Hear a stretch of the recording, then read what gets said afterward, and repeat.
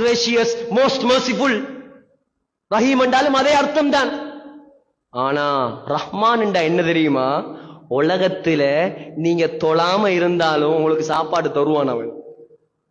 உலகத்துல அல்லாஹ் இல்லைன்னு சொல்றவனுக்கும் பென்ஸ்கார் கொடுத்திருக்கானா இல்லையா? அவன் அல்லாஹ் பொய் என்று செல்றவனுக்கும் உலகத்துல பெரிய கோடீஸ்வரனை வச்சிருக்கிறானா இல்லையா?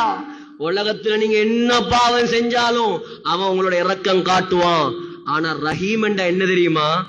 நீ உலகத்துல நல்லவனா வாழ்ந்தா மட்டும்தான் கியாமத் நாள்ல இரக்கம் காட்டுவான். கியாமத் நாள்ல அவன் ரஹீமா மாறிடுவான். ரஹீம் என்றா நல்லவங்களுக்கு மட்டும் இரக்கம் காட்டுவான், பாவிகளுக்கு இரக்கம் காட்டவே மாட்டான். நரகத்துல கிடந்து கத்துவாங்க சொல்லுவானாம், நரகத்துல கிடந்து நாசமா போங்கடா. படைத்தவனுடைய வார்த்தை. அல்லாஹ் என்னையும் உங்களையும் காப்பாற்றுவான்.